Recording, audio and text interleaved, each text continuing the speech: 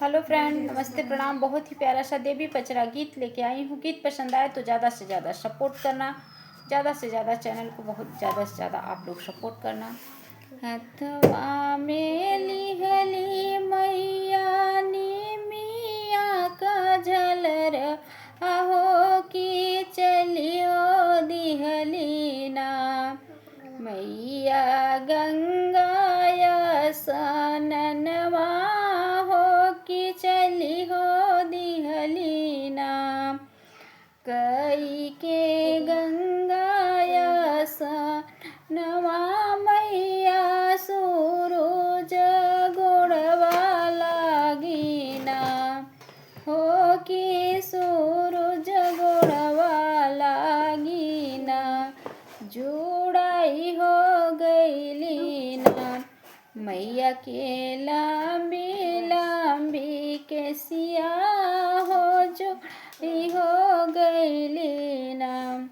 घोड़वा चढ़ल आए भैरो भैया, हो कि कहाँ चलू ना।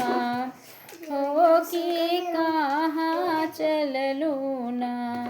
शीतला कई के सिंगर, आहो कि कहाँ चललू ना। जाई के तपरे भैरो सेवा का दुअरिया, हो कि वही सेवकाना। धरे हमारा कलशवा, हो कि वही सेवकाना।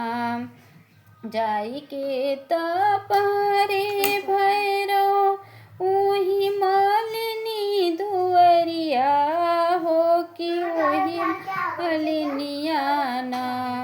धरे हमर गज, हो कि वही मालिनियाना।